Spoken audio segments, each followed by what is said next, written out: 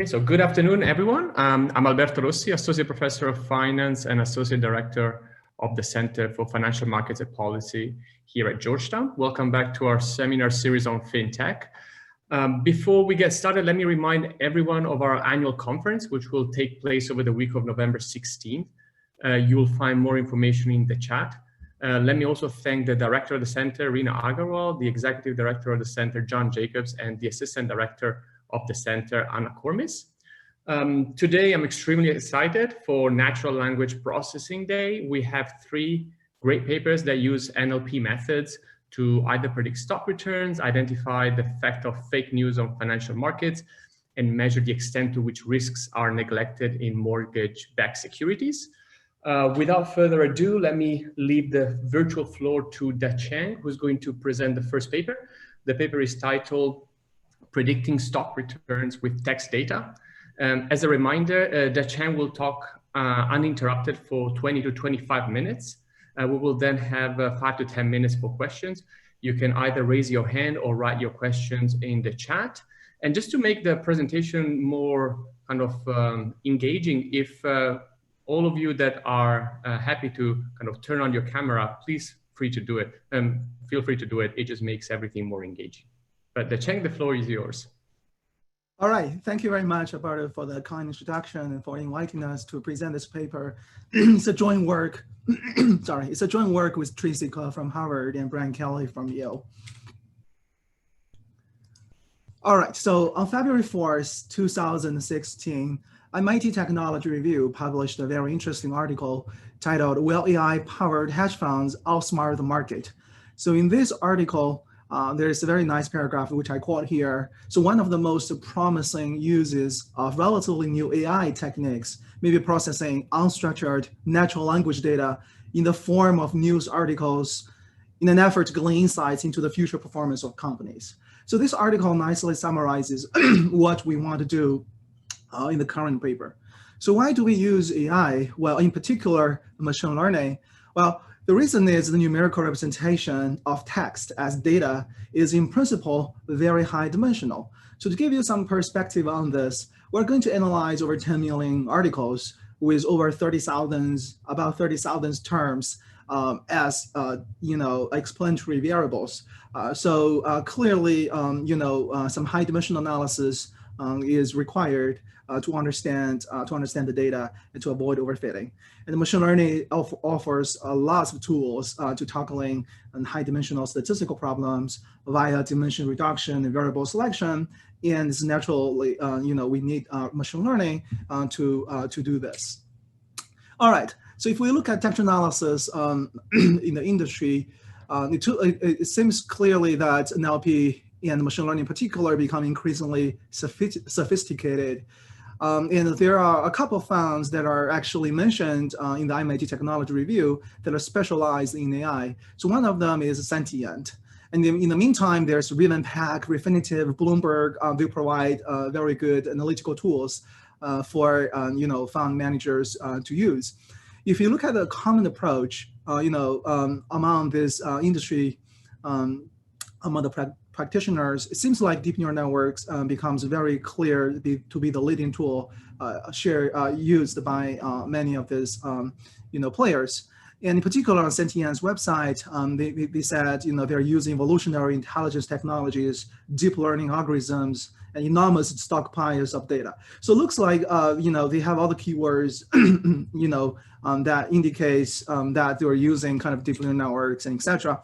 But in terms of the performance, this fund was liquidated just after 2 years. So clearly, we are not very sure about, how successful deep learning and in particular other natural language processing tools would be useful for investment purpose. So now, if you look at text analysis in academic finance, the usage of text analysis is still in its infancy. Most of us are looking at sentiment of a document where sentiment is put in quotes because, we are essentially analyzing the tone of news instead or some other document instead of, investor sentiment, etc., which is a more complicated notion of sentiment. So we're gonna do this as well, following the literature. And if you look at the common approach, it's quite, innocent in the sense that it's very simple, but in that regard, it's very transparent.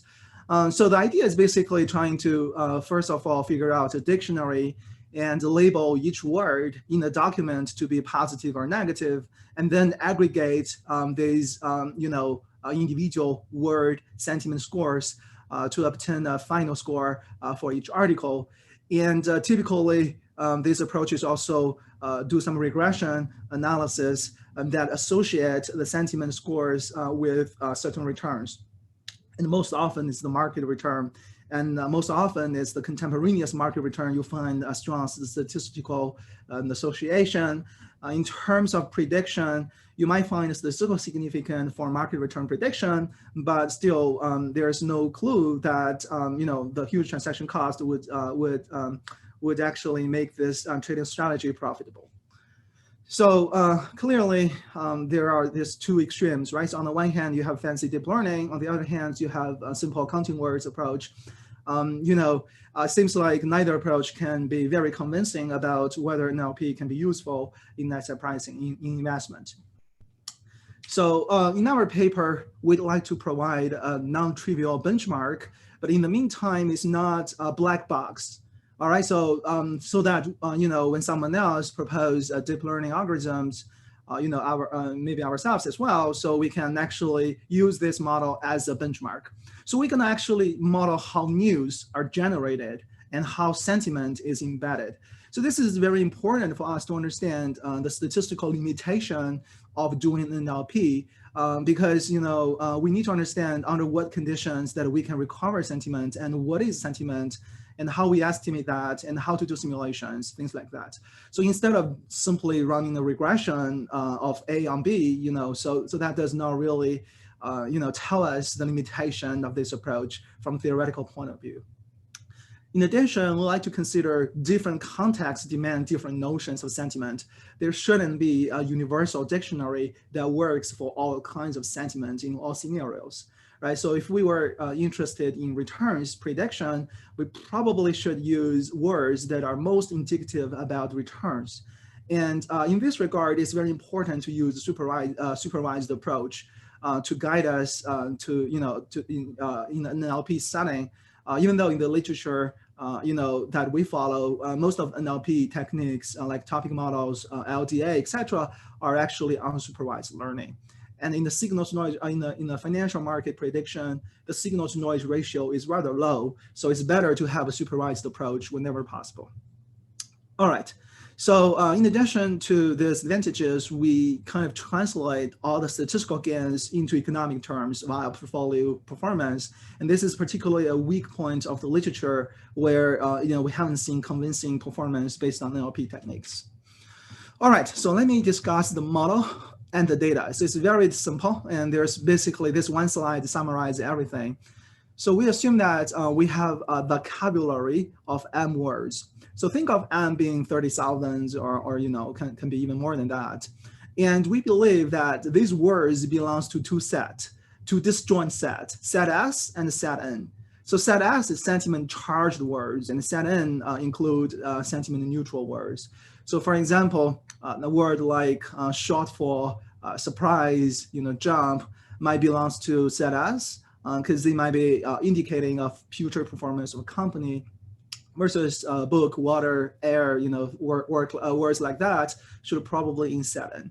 So we're not going to predetermine which words belongs to which set. We're going to let the data speak. All right, so in addition, we have a sequence of events and documents. Think of this as news. And we have like 10 million news.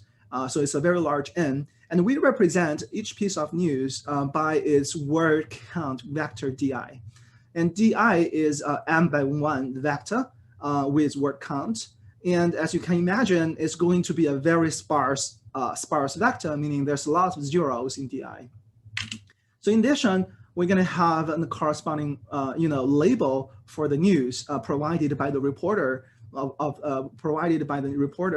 And with that information, and along with the publication time of the news, we can come up with a return, that will work as our label to guide our learning process. All right, so we're going to have two assumptions that would allow us to learn the sentiment from DI and RI. Those two are the only observable quantities in our model. All right, so we assume that each news event has a sentiment PI, which is between 0 and 1. And 0 means negative, 0.5 is neutral, and 1 is positive. And we believe, what makes sentiment a sentiment is the following assumption. So we believe that as the sentiment score increases, there is a higher probability of realizing a positive return. So this is the only assumption we made, and we are not making any assumptions about magnitude of the return and how it relates to the sentiment score, because we don't want to deal with factor models, Barra and that kind of stuff in this setup. In addition, the function G, which is the increasing function, we're not making any assumptions about whether what kind of function form it takes. Is completely we're completely agnostic about the functional form of G. It's not used for our analysis. All right. So I hope I have convinced you that this is a very weak assumption that defines the sentiment in our problem.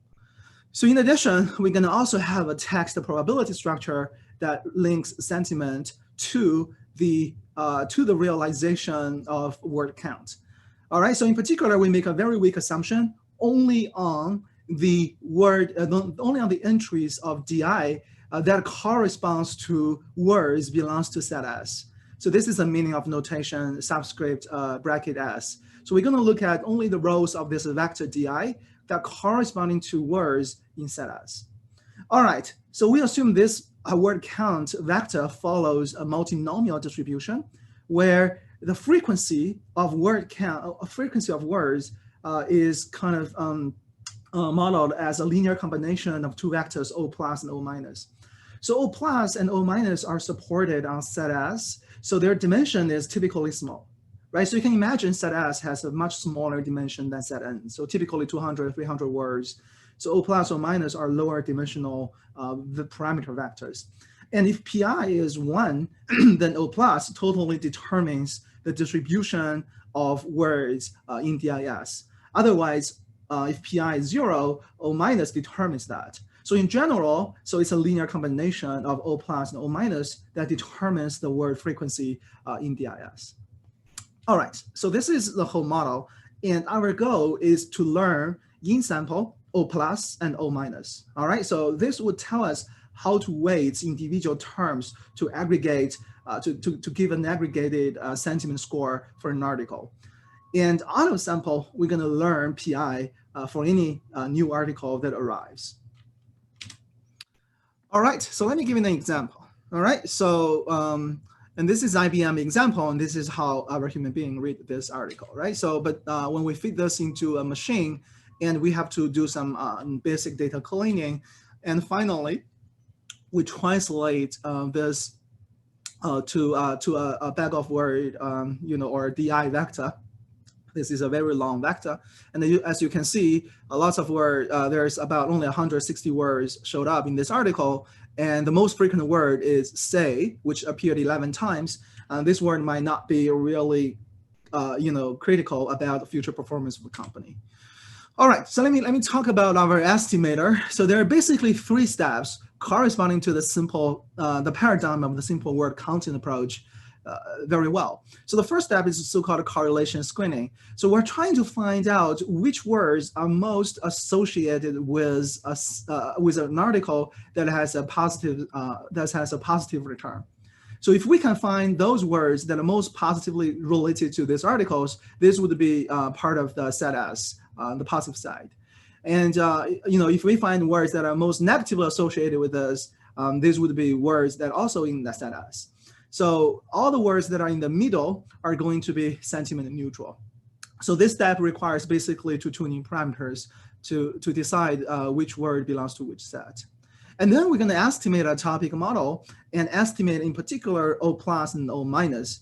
And turns out all we have to do is to basically run a regression of the word count or word frequency vector onto some pilot estimate of the sentiment score PI in sample. And we use the rank of return in the training data set as a sentiment score in sample. This is not the most accurate estimates of PI, but we don't need most accurate estimates of PI. As long as our PI hat is correlated with PI, our trading strategy is going to be justified. And finally, we're going to score new articles using maximum likelihood. And there's only one parameter unknown, which is sentiment out of sample. So it's very easy to do. All right, so let me skip all those details and then dive directly into the empirical study. So we're going to have about 10 million news articles after cleaning, and we removed all articles that have no stocks tagged and all articles that have more than one stocks tagged. All right, so this is kind of the intensity of news articles within the day. And as you can see, before market open and after market close, there's lots of news that we'd like to analyze. All right, so data cleaning becomes much easier, and because of those packages in Python, and we didn't do anything else but following these standard packages in Python. And it's important to mention there is a limitation of the bag of words approach we're essentially taking here, as it ignores the context, like negation, like negative words, etc. So, but the point is, we probably don't need to take into account the context to be competitive for return prediction, because both NLP and return prediction are very noisy problems. So you cannot hopefully completely get an accurate estimates of anything. All right, so now let me discuss our training and the testing procedure. We basically have a 15-year rolling window for training, 10 years for training, and 5 years for validation. And we have a testing sample. We use our model once, we retrain our model once per year and use it for the entire year. All right, so let me discuss our training strategy. So we start our day at 9:30 a.m. and close it the next day at 9 a.m. All right, so we leave 13 minutes just for traders to be ready to kind of look at the model instead of using all news. All right, so clearly we're only going to trade at the market open. So we completely, we're not basically competing with high frequency traders intraday, but the overnight news are quickly, captured by our trading strategy. And so this is so-called the day one trading strategy, where we analyze news that occurred day 0 and trade at market open at day 1 and hold the portfolio only for 1 day and rebalance only at the open.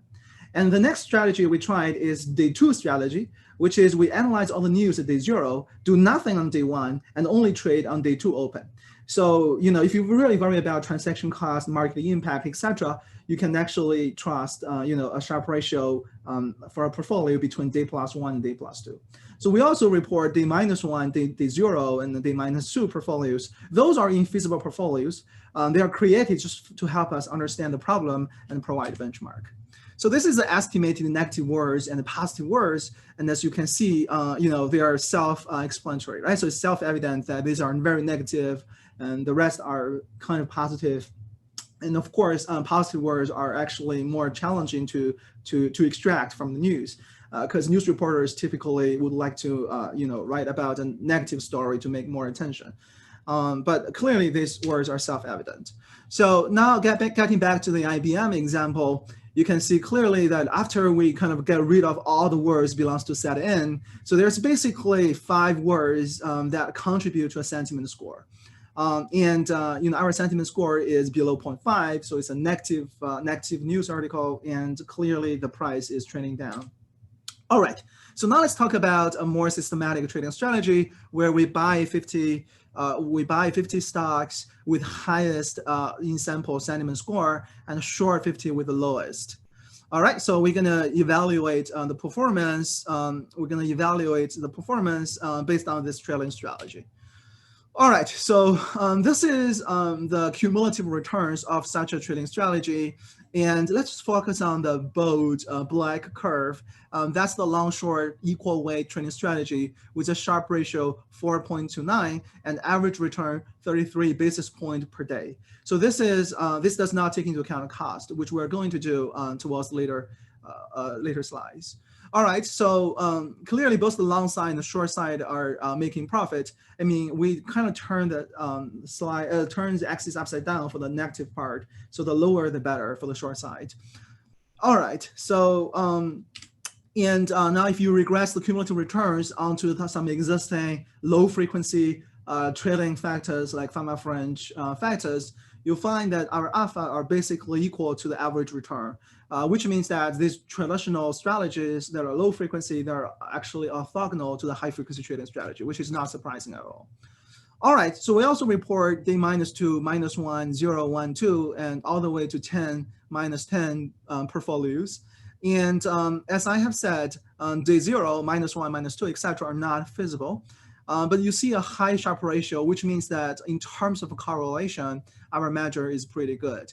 Day -1 have a high Sharpe ratio. It means that the news we analyze, many of them are actually redundant or repeated news. So, but clearly, news are the speed that news got incorporated into prices are about for 3-4 days. Because all the other portfolios are not making any profit, but you don't see any reversal either. So which means that the news are actually informative, All right, so let me conclude with a comparison study. Here we are using Ravenpak sentiment scores, the same trading strategy, and also word counting dictionary-based approach. So we compare our approach with these two benchmarks. All right, so this slide report the performance, and the top one is ours, and the second line is Ravenpak, also equal weight. And you can see that the performance of Ravenpak's strategy becomes less attractive after 2015. There might be two reasons for that. One is Ravenpak was widely subscribed after 2013 or something like that, which kind of diminishes its its alpha. In addition, we are using the latest version of Ravenpak, so it's not clear to us which part of the sample is really in sample and which part is out of sample. So it is possible that after 2015, that is really out of sample for Ravenpak. So we have no idea.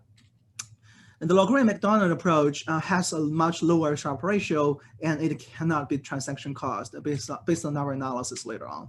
So I have to skip all the other analysis. One thing about size effect is clearly, very obvious, which is not surprising, by the way. But keep in mind that we have about 1,000 news per day. So most of these news mentioned companies are actually large relative to the 3,000 news or 3,000 tradable universe. Stocks in the tradable universe. So we're actually having less of a problem about trading small stocks in this exercise. All right, so let me skip this slides and let me skip this analysis. And I think I have no time to discuss how we handle transaction cost.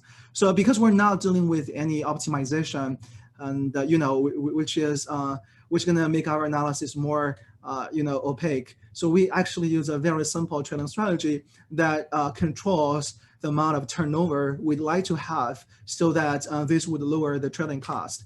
And after we have done that, the net Sharpe ratio taking care of the transaction cost is about 2.3. And I'm pretty sure that this can be improved because we are using equal weighting essentially. We just kind of do a very naive approach to kind of control turnover cost. All right, so I have no time to discuss the theory, the statistical theory side about our paper, which actually shed light on, constraints, the limitation, the statistical limitation of a perfect recovery of sentiment score.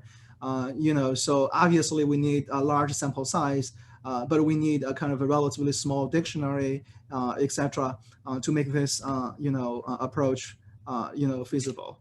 All right, so let me conclude. So in this paper, we introduce a new text mining model to extract sentiment information from text. It's supervised, it's high dimensional, and so we provide theory, and it's a transparent, a white box approach.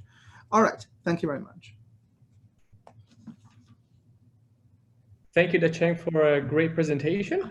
We have, so if someone wants to ask questions live and want to raise their hand, feel free to do it right now.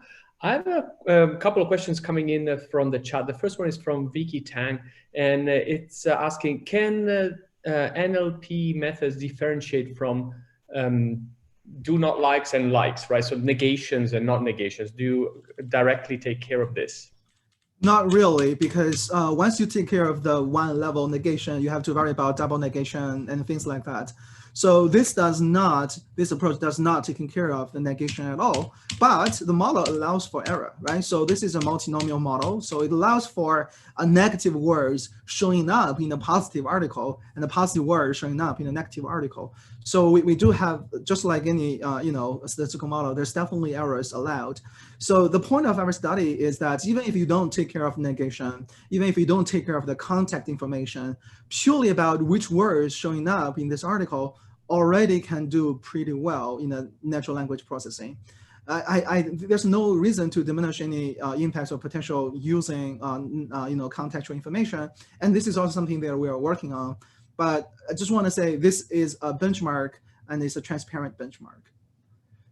Perfect. So, and I also have a couple of questions. So, one question I had is, at what kind of frequency do you have the majority of predictability using text data? Is it like I see that you guys are doing mainly like daily, but do you have any predictability if you start getting into 2 days, 3 days, 5 days, and so on and so forth, or do you start losing the predictability at that stage? Right. So this is an excellent question, and you can see it from this plot. Based on the portfolio performance, clearly there is a predictability that we can harvest up to day 2. And after that, basically news information got fully incorporated into prices.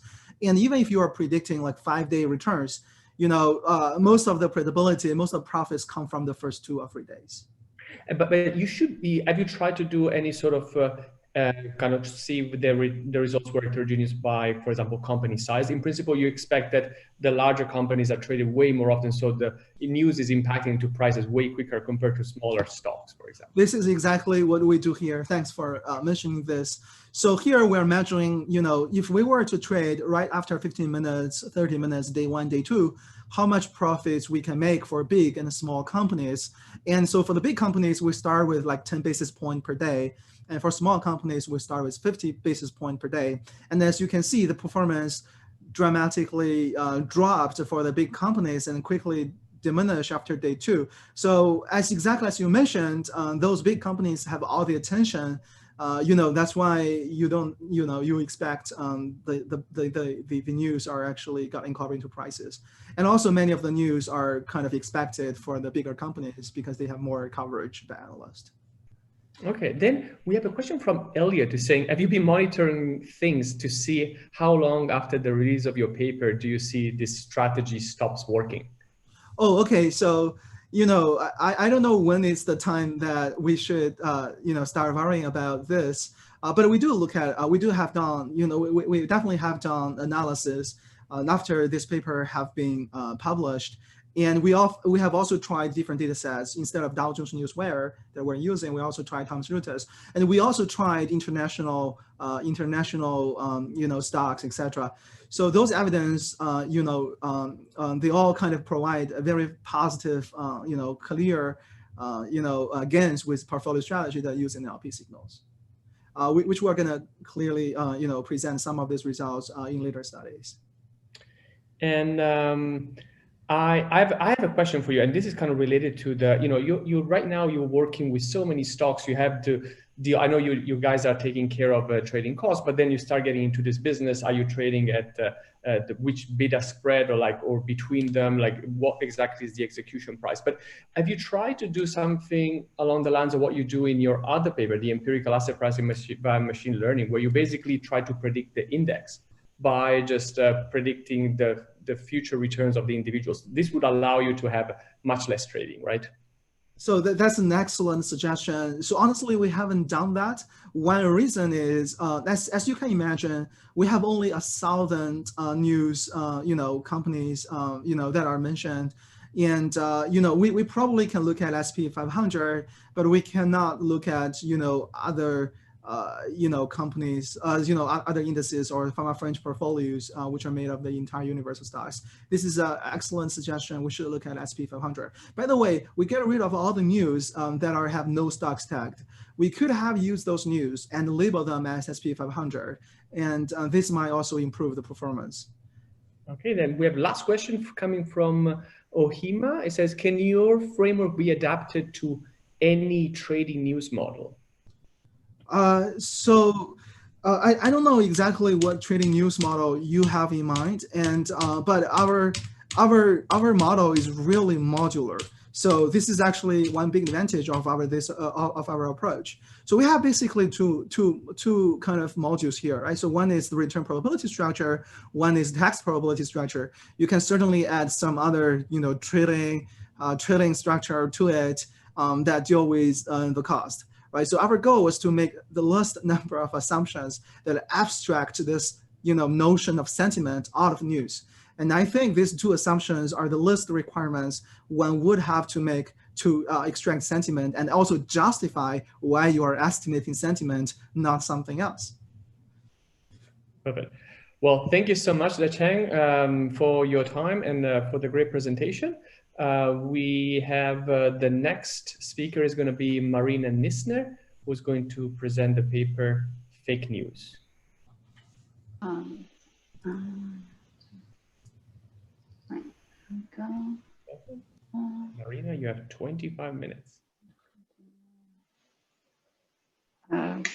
Sorry.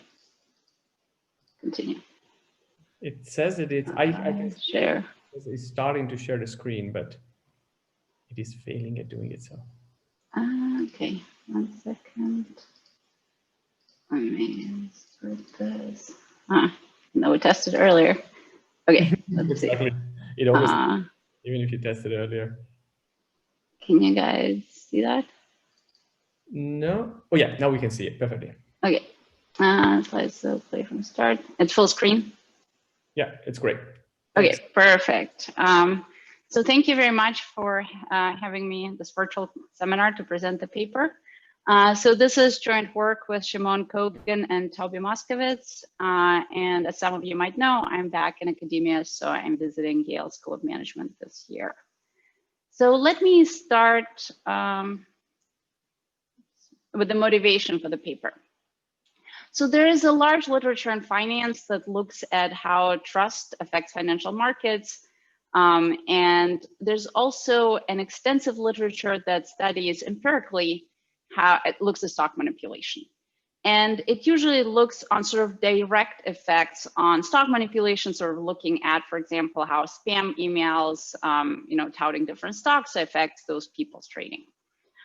What our paper is going to do is to look at sort of a broader spillover effect of fake news on sort of general deterioration and general trust in financial markets. In particular, we're going to look at how people's awareness of presence of fake news will affect their trusts in news that are most likely non-fake, kind of more general news. And sorry, there we go. So what we're going to do, we're going to answer two questions, sort of a main question and a follow-on question. So first of all, we're going to look, as I mentioned, other spillover effects from fake news on non-fake news. And what we're going to do, and I'll explain that a lot more in detail in a second, we're going to use a shock on people's awareness of presence of fake news from an SEC investigation. And then kind of to follow up, we will look whether this presence of fake news and these effects are a little bit broader than just the scandal that we're looking at. So we'll look at whether we can identify fake news more broadly on social media or like knowledge sharing platforms that I'll talk about in a second, and what effect they have on financial markets more broadly. So first, let me start by talking about this kind of main question, which is the spillover effect from fake to other news and people's trust in them and their reaction on financial markets. So the data that we're going to be using here is from Seeking Alpha and Motley Fool. So those are the two largest what's called knowledge sharing platforms out there. So from Seeking Alpha, we'll have data from 2005 till 2015, and from Motley Fool from 2009 till 2014.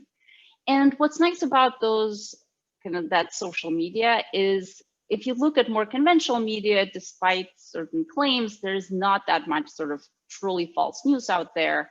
Whereas while these networks or some platforms are often kind of sort of moderated, they're usually not moderated for content. So that lends itself quite nicely for people to exploit that and to try to spread kind of false information. And what we're going to exploit is a scandal that occurred on Seeking Alpha and some of the other platforms. So this happened in 2014, or it came to light in 2014. So it turns out that in 2013 and 14, quite a number of small companies were hiring PR firms to contact authors to ask them to write promotional articles about these companies on these social media platforms without disclosing the payment. And one of the authors that they contacted was Rick Pearson. And he, instead of just saying no, he went undercover and he documented communication with these platforms, with the PR firms, with these companies, and with other authors, and then turned over the evidence to the SEC. And SEC followed with 3 quite large lawsuits against the individuals, the PR firms, and some of the companies. So the first one was end of 2014, and then there was a follow-up in 2017 and 2018. And just to give you an example of what a kind of fake article or some of the articles that were caught here look like. So at the top, you see an excerpt from a Seeking Alpha article. So in September 2013, so this is way before kind of the scandal came out. So it says Biozone has developed a new method of drug delivery, QSUMS, that provides, improved efficacy, reduced side effects, and lowers costs. This technology will allow Biozone to reformulate and sell certain FDA-approved drugs at reduced costs, etc. Then, as you see below, this is an excerpt from the SEC lawsuit that was filed in 2018, and they're referring to this particular article and the author, Keller. And they say Keller misleadingly stated that company A, which is Biozone in this case, had a formulation ready for testing to be brought to the billion-dollar injectable drug market. Yet, as Keller knew, as of summer 2012, all R&D efforts have been shut down without successful formulation. So this is an example of a truly misleading factual sort of misstatement in this article. And so just to give you an idea of the timeline, because that is something we'll be widely exploiting for this experiment, is, so this is from Galena Biopharma. That is one of the main companies that was involved in this scandal and in the lawsuit. And as you can see on the y-axis, we have the stock price of Galena, and this is from, I guess, early-ish 2013 to early-ish 2014. And so this graph was generated from data gathered from an SEC lawsuit. So these are sort of articles that they highlighted themselves. So there were in green quite a few fake articles coming out from mid-2013 to end of early 2014. And then you can see sort of the price was rising accordingly. And then early 2014, a bunch of insiders started selling. And, and that's around the time where Rick Pearson kind of was involved and turned over his evidence to the SEC. And so in red crosses, you can see this was what are called expose articles. So these are articles where, and some of them were in the Wall Street Journal, where kind of people started saying, okay, there's something going on here. It looks like there are fake articles on these websites. And it was sort of a nice time period. It's from very beginning of February to end of March 2014. So we're calling those 2 months as expose period, and it ended with Galena actually filing a security filing saying that they are under SEC investigation. So this is a time period where people who are reading articles on these websites suddenly got this quite exogenous shock to their awareness that, hey, even though you may have suspected that there's some false information here, that's actually the case. And what we're going to do is we're going to look at 6 months before and 6 months after the scandal to compare how people react to general news on these websites. So while they're now aware that there are a couple of, well, I'll tell you, like 100 some fake articles that SEC like specifically caught by almost 40 companies, there are obviously, like, there are other Seeking Alpha articles that are out there, and our question is, how do people react sort of more broadly to an average Seeking Alpha article? And when we say react, and this is why financial setting is so nice, we can look directly at their trading activity in the sense that we can look at trading volume around the publication of these articles to see how it changed from before to after the scandal.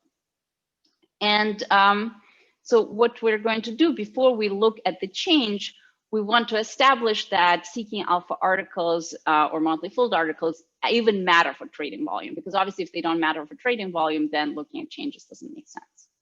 So our first table is going to be sort of our baseline. This is an effect on daily trading volume around an article.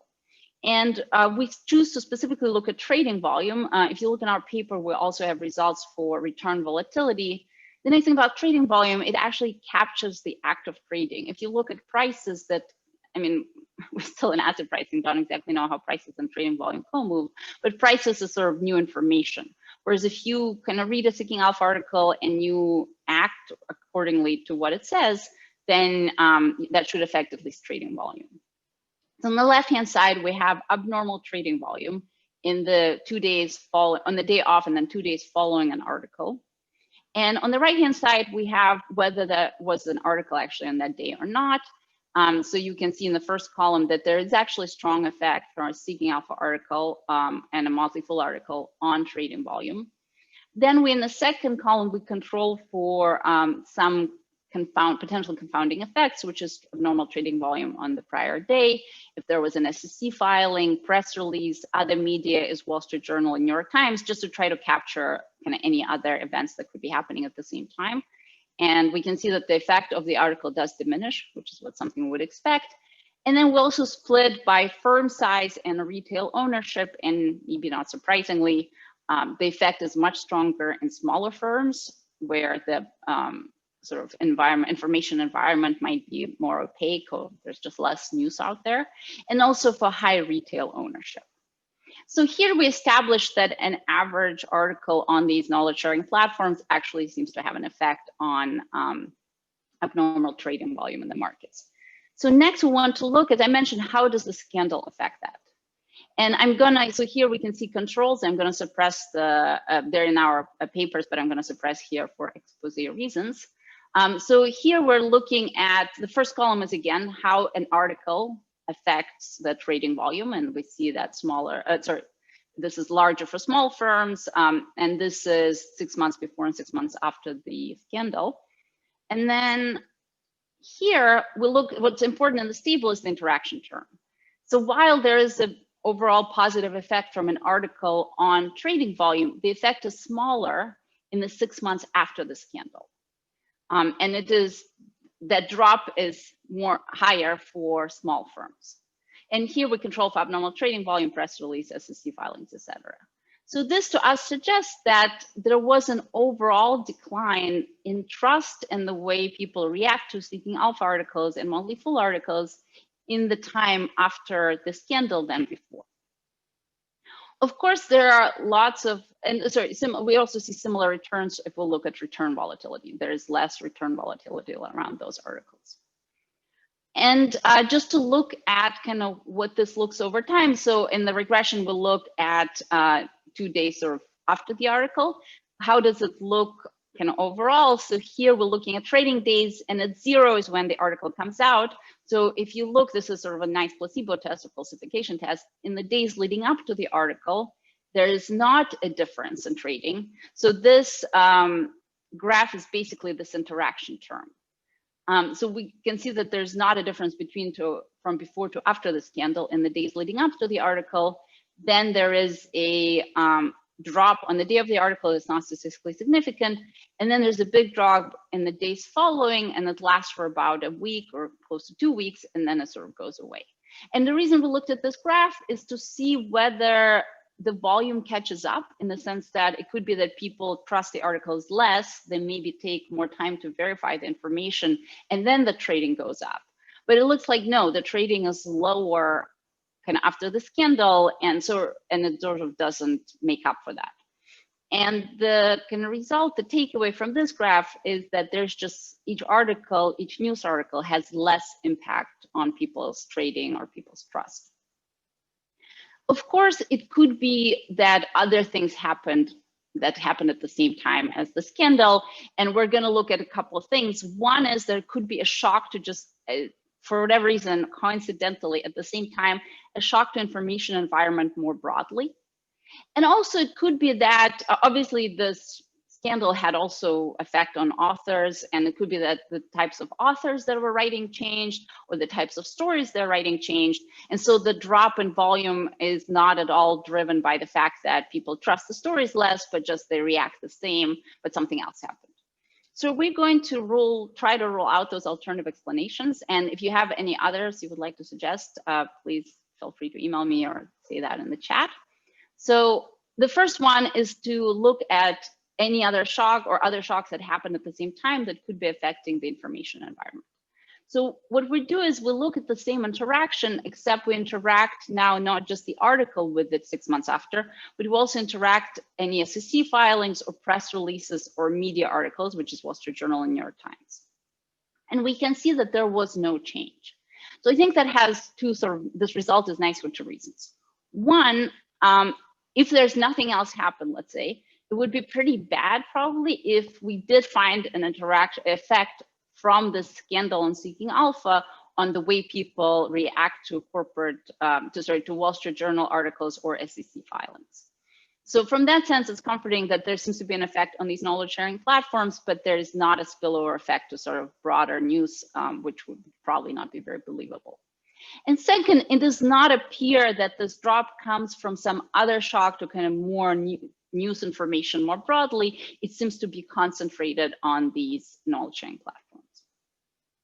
So the second test we look at, as I mentioned, is to look at kind of how authors and articles have changed. So first, what we look at is how author characteristics, whether author characteristics matter for kind of trust and reputation. So while we found that there is a drop in volume reaction after the scandal, that drop is smaller if the author of the article has more followers or has already written more articles, so let's say established a reputation, or the article talks about earnings related topics where it's probably harder to sort of make up things. And the drop is actually larger if the author of the article discloses an existing position. So people seem to be even more suspicious of any conflicts of interest. So what we do next is we look at how the articles themselves or comments to the articles or the authors changed after the scandal. So when we look at the articles themselves, how they were written, we find that there was no change in analytical cloud or tone measures. I will actually get back to those in a little bit, but these are basically measures, linguistic measures of how analytical the language sounds. Cloud means how assertive the language sounds, which can affect people's tradings, and also tone, positive or negative. So it looks like the articles themselves did not change very much. We did see an increased mention of earnings related topics. And as I mentioned, that is something people seem to trust. So maybe not surprisingly, authors write more about that. Then we'll look at comments that people write on Seeking Alpha to the articles from before to after the scandal.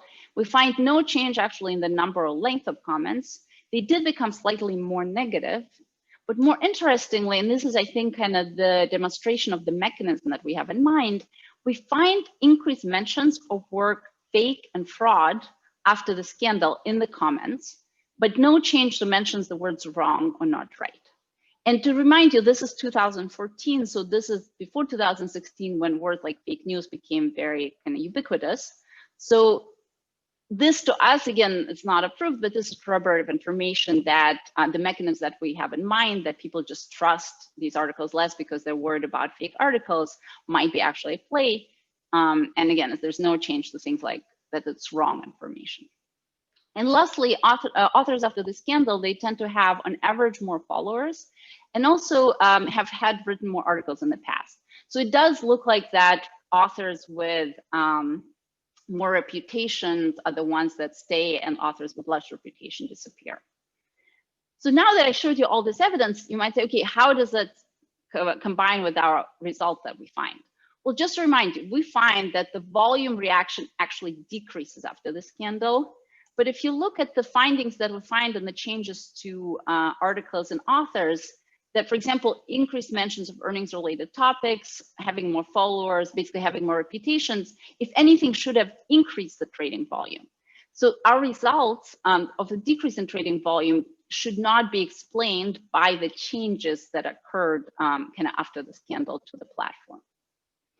So the last thing I want to look at is just to try to rule out any changes even further. We might say, okay, so far we've looked at 6 months, at all the articles 6 months after and 6 months before the scandal.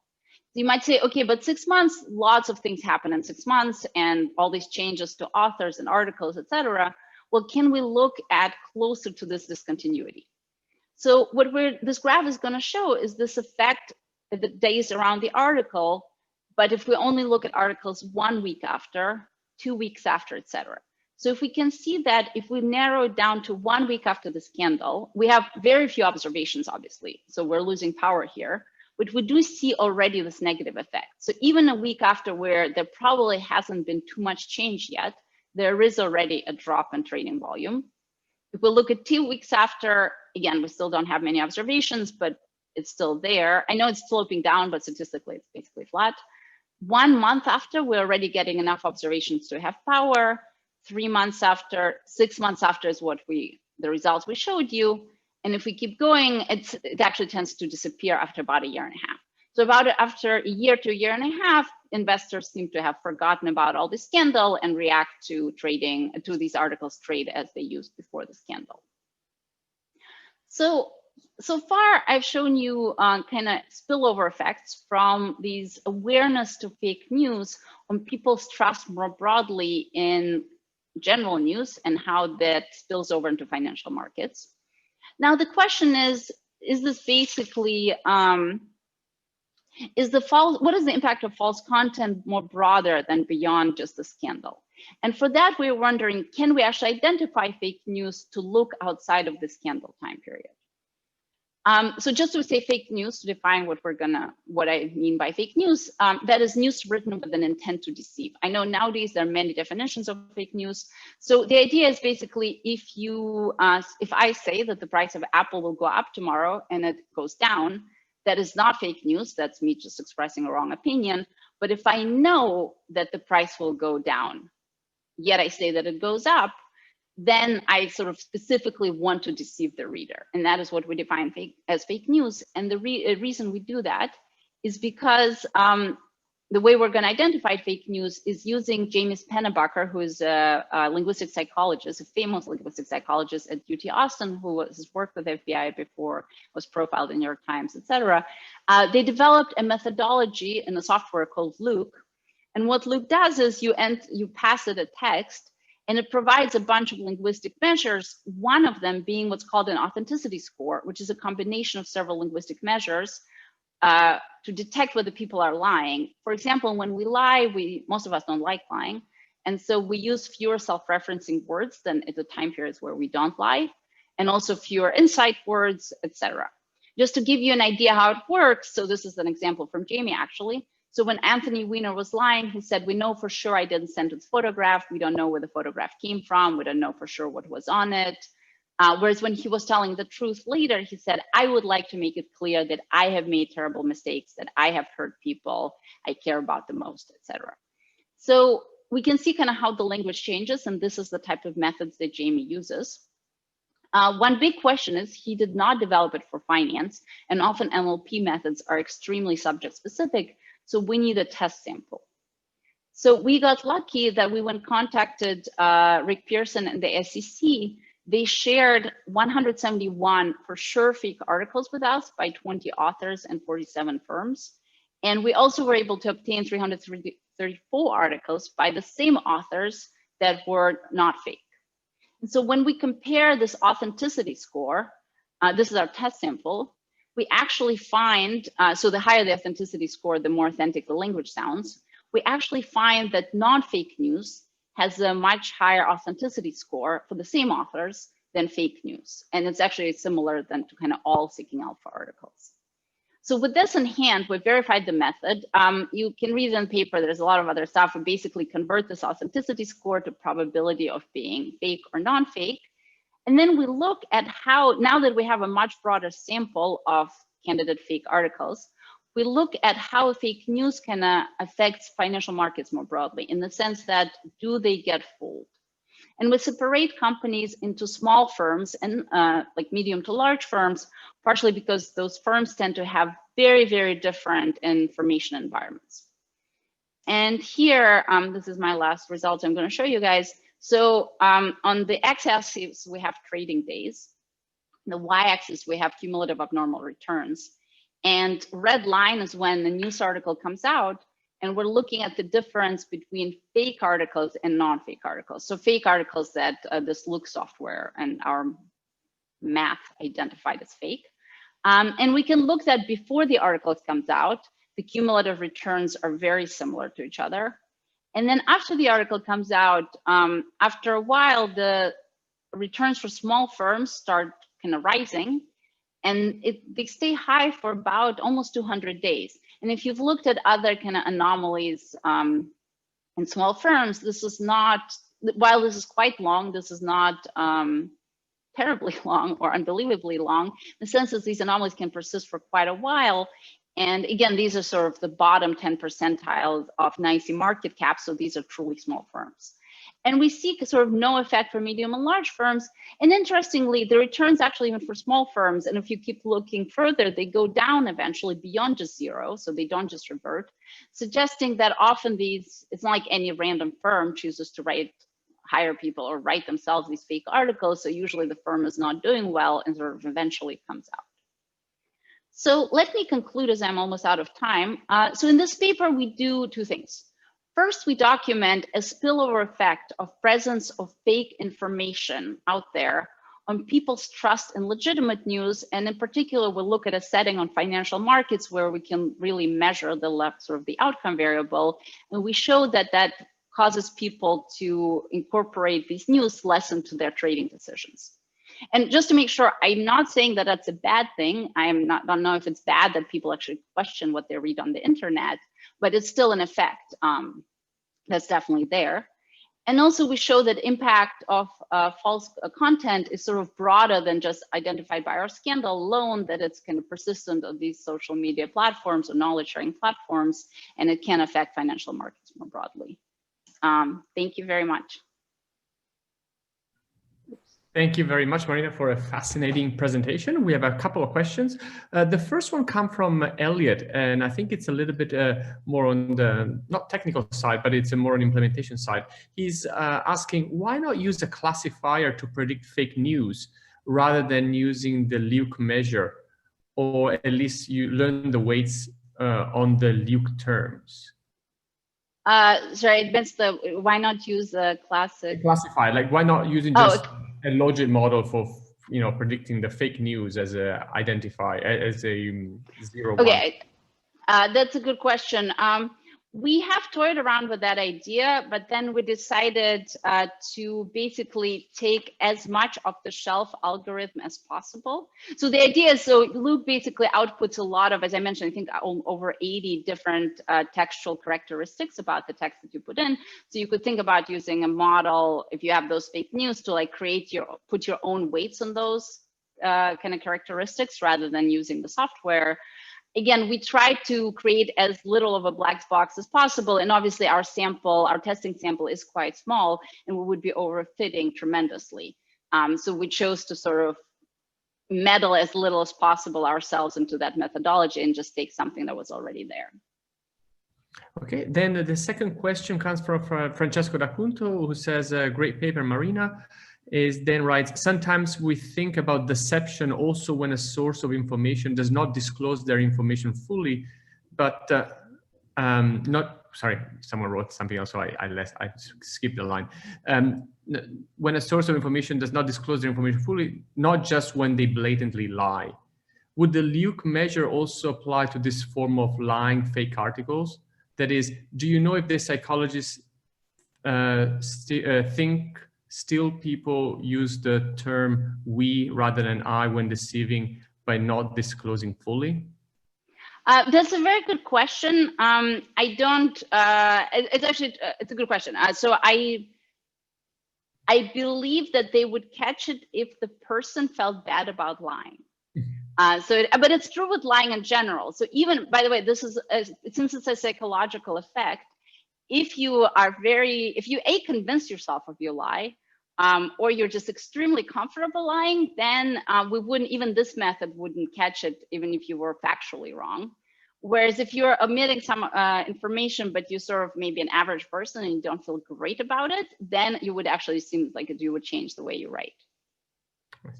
Okay, perfect. And then we have a question from Paul Soden, and this is the last one because we have to move on to the next paper. But he says, great presentation. Is there a way to measure the saliency of fake news article and measure how the words, phrases differ depending on how viral the news went?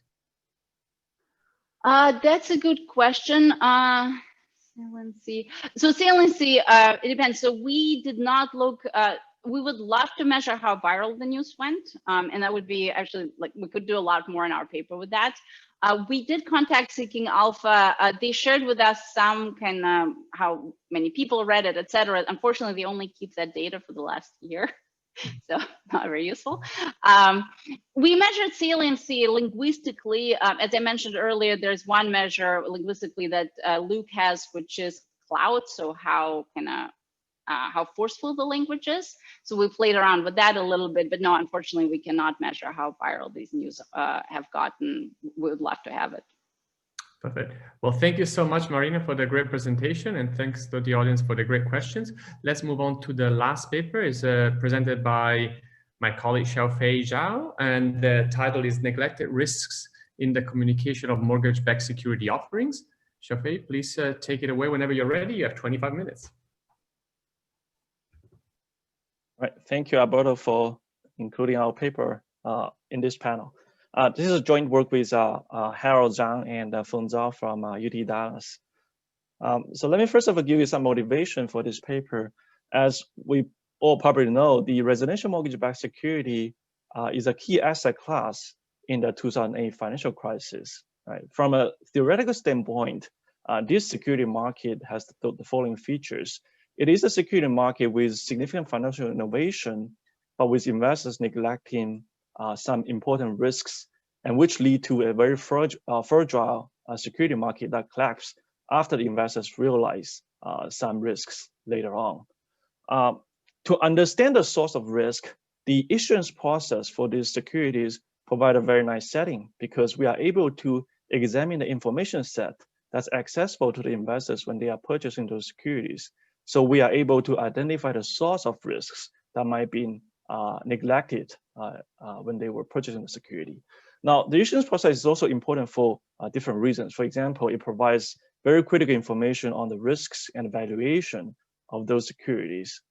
So the key question we ask in this paper is whether we are able to extract and identify some tax risk measures from the written communications in those issuance process, and whether investors neglected some of the risks, and what are the consequences of that. To answer the question, we compile a very comprehensive data set of RMBS deals with both the deal characteristic issuance communication documents and also the holdings of those securities from institutional investors. And we take 3 steps to answer the questions. In the first step, we try to apply different text analysis tools to understand the content of these written communications. In the second step, we try to establish that some of the measures from the textual analysis can actually be good proxies for the textual risks in those deals. In the last step, we try to link the textual risks we identify from the textual analysis to the holdings of the investors. We examine whether the investors ignore the risks or not. So to give you an overview of the findings, the first set of findings, we find that indeed there's a significant variation in the communication content. If we divide the issuance process into 2 parts, one is the pre-issuance process, the other one is the final communication, which is in the form of final prospectus. We find that in the pre-issuance process, there's a big variation in terms of textual information provided to the investors versus the numerical information provided to the investors. And in the final prospectus, there's a big variation in uncertain words used in different sections. So our second set of findings then link those textual measures to the asset quality or future losses of the underlying loan pools backing those deals. And we find that when the pre-issuance communication content are more textual heavy, or when there are more uncertain words used in the risk factor sections, the future losses are much higher in those deals, suggesting that these textual measures can be good proxies for textual risks. And our third finding is then trying to link those textual risks to the holdings of the institutional investors.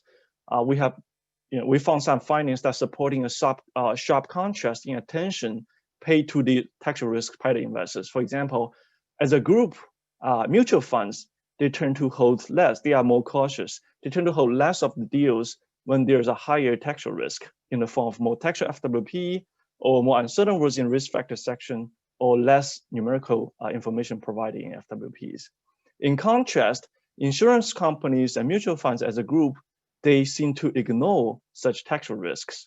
And as a result, what we find is that insurance companies and pension funds, they suffer more losses, but they are not compensated for the kind of losses they are suffering in the future. In other words, these future losses are not reflected in the pricing that when they were purchasing the securities.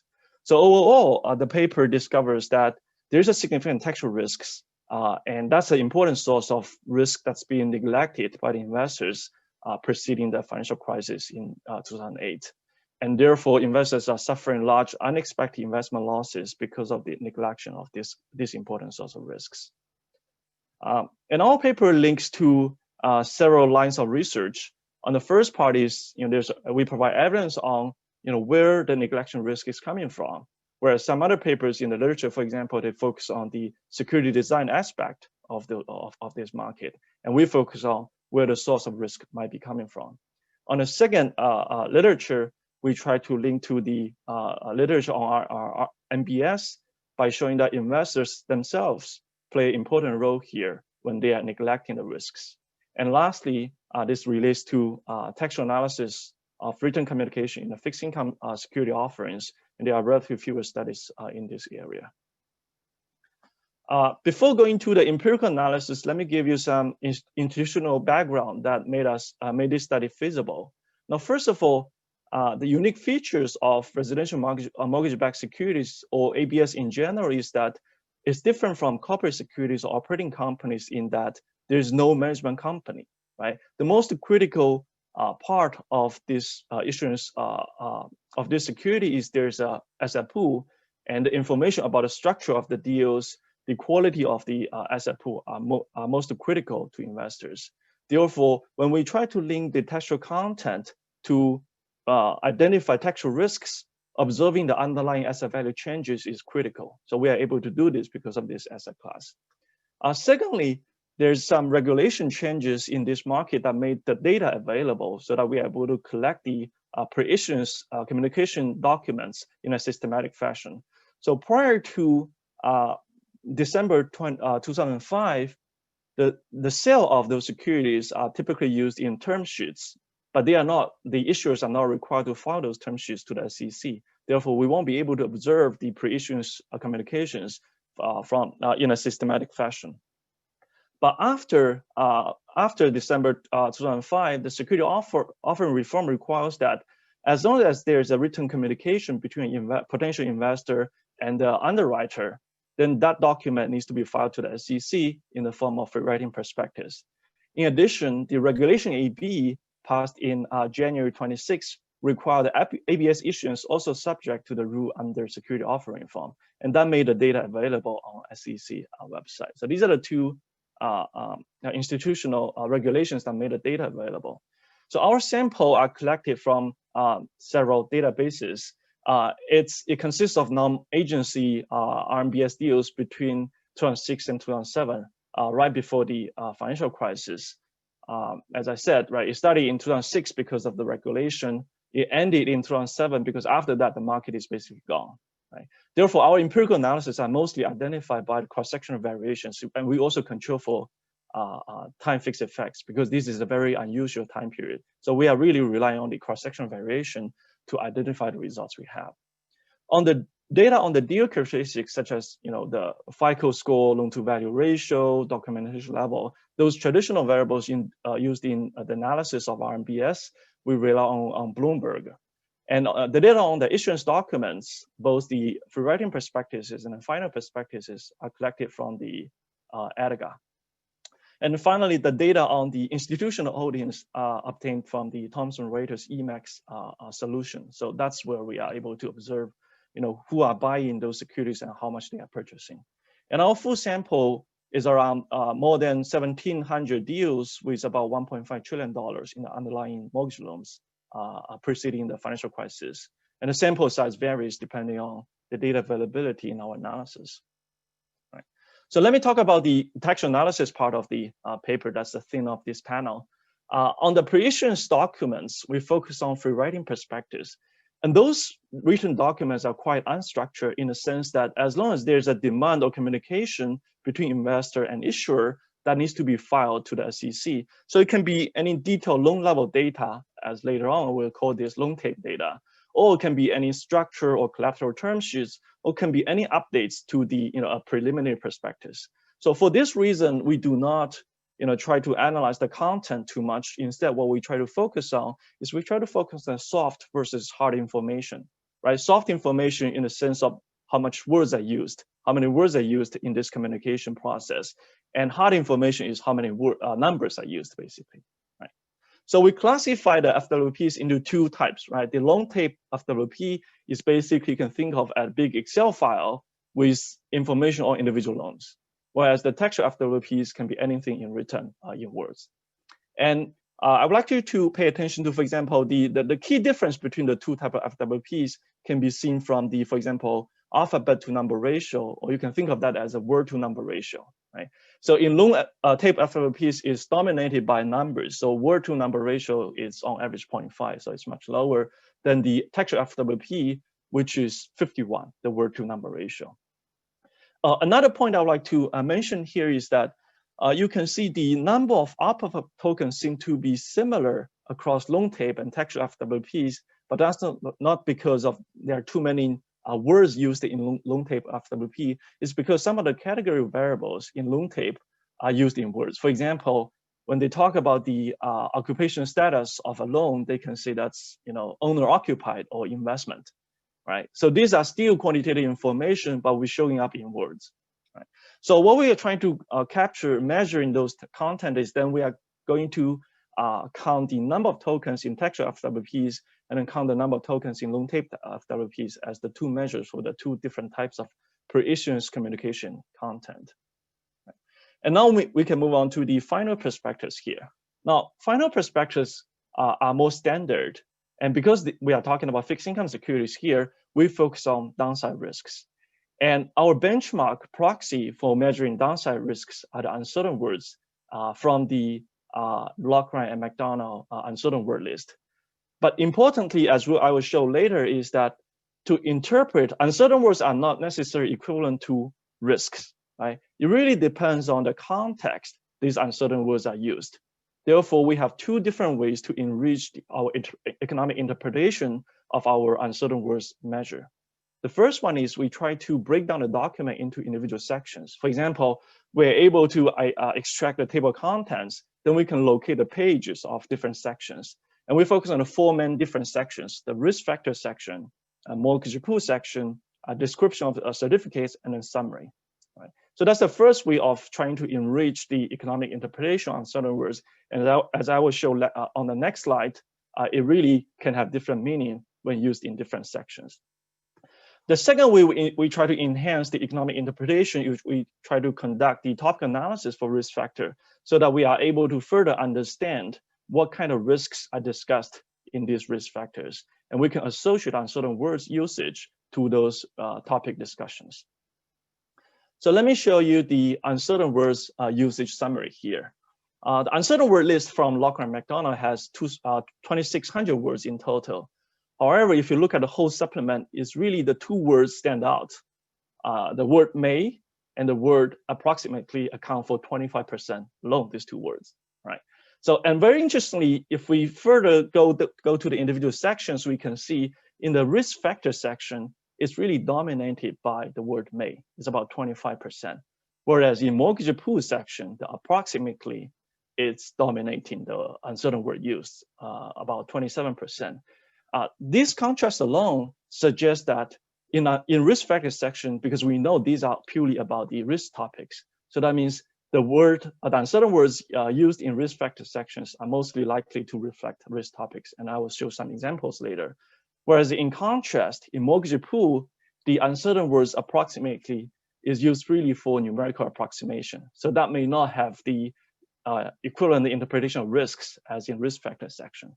So this suggests that indeed understanding the context where those uncertain words are used is quite important, right? And then if we look at the summary stats on the uncertain words, for the prospectus overall, there are more than 1,200 uncertain words used, but we can see it's dominated by uncertain words used in the risk factor section, right? If you look at a correlation between the overall prospectus supplement with the sections, we can see the correlation is highest between the overall prospectus and the risk factor section with 0.62. So these are the uncertain words summary on the prospectus. And now let me give you some examples on what kind of risks they might be talking about in those sections. For example, the first sentence here suggests that reads as follows: as a result of this less stringent approach to underwriting, the mortgage loans the mortgage loans purchased by the trust may experience higher rates of delinquencies, defaults, and foreclosures than mortgage loans underwritten in a manner which is more similar to Fannie Mae or Freddie Mac guidelines.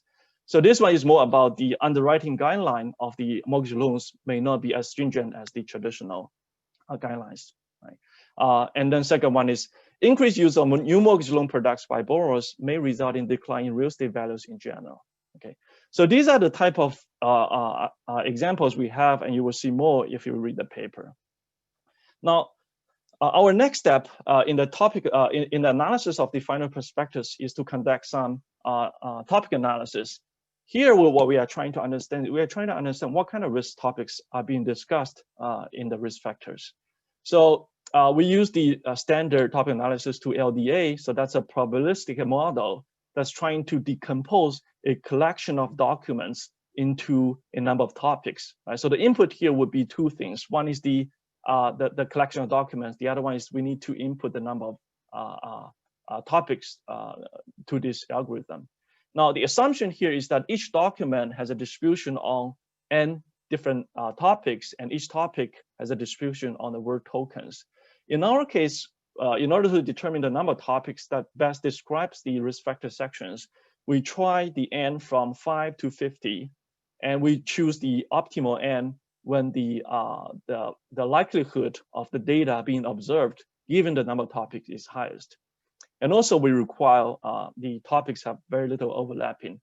And the second input for our topic analysis stats, we use the phi-gram, which is basically a sequence of 5 adjacent words together. This is very important because in our setting of mortgage-backed securities, the words are quite homogeneous. So if you only use unitoken or bigrams, then you will see that among different topics, it's very hard to differentiate, and it's very hard to interpret different topics. So using phi-gram actually preserve the sequence of the words, so that enhances the economic interpretation of the individual risk topics. Right? So our main result on the LDA topic is that we find that 15 topics are best for describing the individual risks in the risk factor sections. And the correlations of the words among the topics are actually pretty low, indicating that indeed using phi-gram is very good for separating the documents into individual topics. For example, the non-traditional underwriting risk can be associated with, say, Fannie Mae, Freddie Mac underwriting. Right? So this is what I showed you before. And arms risk can be associated with aggregate principal balance adjustable rate. Right? And then, as I said, we also associate uncertain words usage with the individual topics, and we group the topics into 3 broad categories. The first category are related to the mortgage loans and borrowers. These are more about the non-traditional underwriting, non-traditional mortgage products that borrowers are using, so on and so forth. There are 6 topics in total, and about 44% uncertain words are used among those topics. The second category is about the security structures.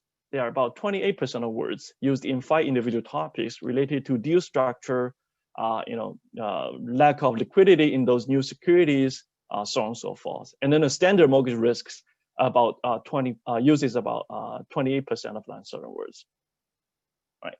So now after constructing all the textual measures, we try to establish first result is that whether we can extract some textual risks from those textual measures, right? So our analysis is basically link the communication content to the future losses of those deals. So on the left-hand side of those regressions, we are going to put the cumulative net loss of those deals as of December 2010 on the left-hand side. On the right-hand side, we are going to put both the FWP content and also the uncertain words we constructed from the final prospectus. One thing to note here is that the cumulative net loss captures not only the delinquency or the default rate of those underlying loans, but also captures the loss given default. So that's a good measure for the quality of asset pool. So our first results suggest that basically, if you focus on, for example, column 1, the overall uncertain words used in prospectus are significantly and positively correlated future losses, meaning that more uncertain words in the prospectus, higher future losses.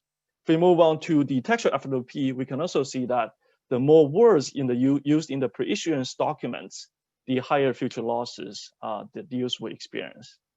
And then among the individual sections, we can see, if we, for example, focus on column 2 or column 6, we can see that the risk factor section is really the main driving force for the uncertain words used in the prospectus to predict future losses. And in terms of economic magnitude, it's quite significant as well. For example, one standard deviation increase in the uncertain words in the risk factor section is associated with 1.18 percentage points higher deal losses in the future. And this is close to 10% of the average deal losses in our sample. So that means this indeed, those textual content represent significant textual risks. And we also look at the pricing, right? The question is whether investors take those risks into account. If they take those into account, then there's been no issue. They're just buying junk bonds by paying a low price. So here we use 2 textual risk indexes that we identified from the previous slide. The first index captures the risk factor in the prospectus, in the risk factor section certificates, textual FWP and loan tape. And then second index captures the overall prospectus and then the FWPs. Here, what we see is that we try to use a match analysis to understand this. So we, for all the deals in the for all deals in the high textual risk index subgroup, we match with another deal in the low textual risk index subgroup, and we compare the differences. And overall, you can see here for deals that are in the higher textual risk index, they do not have higher yield spreads. Therefore, this results overall suggest that investors are not compensated for the loss relevant components in the communication content. Right? And then we also look at the institutional holdings. Right here, we focus on the AAA securities, and then there are 2 groups of investors we focus on because these are the majority of the institutional investors in this database: mutual fund and insurance companies and pension funds as another group together because their regulatory, capital, or investment objectives are similar. And then our analysis here is to regress the holdings on the textual risk, controlling for other things. The idea is that where the investor pay attention to the written communication can be revealed from their sensitivity of the holdings to the textual risks. Right? So here are the main results on where the investors pay attention to those textual risks. On column 1, 2, and 3, we can see that mutual funds in general, they are more cautious. Their holdings decreases when the textual risk index increases. And we can see it is very important when the risk factor section, in other words, increases, they decrease their holdings. Whereas in contrast, insurance companies and pension funds in general, they are insensitive to those textual risks, indicating they probably are neglecting those risks. Right? And then the next 2 set of results, then we show that at the security level, the losses of insurance companies will be higher. So we regress the losses at the security level on mutual fund holdings and insurance companies. And we can see that here, in general, insurance company holdings are positively associated with the losses. And that's more of the case in the subsample when the textual risk is higher. Right? So that suggests that the textual risk is a driving force for the losses in insurance company holdings. And our last set of analysis shows that the yield spread between the 2 group of investors are actually not very different from each other. And you can see here. So suggesting that the insurance companies, although they suffer losses in the future, but in pricing, they were not able to take that into account. So overall, what we document is that we document the source of risks that investors might have neglected but have been disclosed to them in this important asset class preceding the financial markets. So we conduct a lot of textual analysis. We show that mutual funds tend to pay more attention to textual risks, while insurance companies, they are inattentive. And as a result, they suffer more losses. All right, so that's what I have, and thank you very much. Thank you, Xiaofei, for the fantastic presentation. I have a couple of questions. So the first one, I guess it's more on the policy side. So what do you think these results kind of entail? Do you think that we should just have that this written communication should be done in a different way? Should we kind of try to quantify this risk? I mean, what do you think is the best way as a policymaker to kind of make sure that these risks are actually taken into consideration? Yeah, that's a very, very very important and interesting question. We've thought about this, but I mean, there could be different reasons why they are neglecting the risk, right? Because they are even disclosed the risk. So from the theoretical point of view, I mean, the Schleifer's theory would say, they are local thinking investors, therefore they neglect the improbable risks. So even if you tell them these are the risks, they may not be able to sort of capture that. So I don't have a good answer on the policy implication here. Yeah. I see. And so another question that I have was related on your, so you kind of distinguish between mutual funds and insurance companies, but have you gone deeper into all the types of mutual funds that you have, that we have, or the different type of insurance, or have you considered hedge funds, for example? Oh, hedge funds, unfortunately, it'll be great if we can have that data, but we don't have the Emacs data solution. It's mostly from mutual funds and insurance companies, so we don't have access to the data on hedge funds. But this all aggregated, or is that the mutual fund level? Is at the mutual fund level. So we are able to drill into the more detail at the fund level analysis if we want to go down that path. Yeah. I see. Okay, perfect.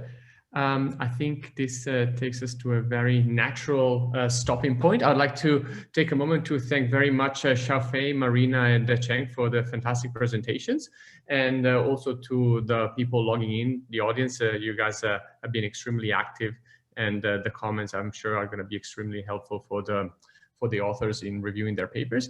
And we're going to take a 2 weeks hiatus, exactly because we have the annual conference coming up in 2 weeks, and then you'll receive information from us on the next events that we're going to start having towards the end of November and beginning of December. Thank you, everybody, for logging in. Thank you, Alberto. Thank you, Alberto. Bye-bye. Bye.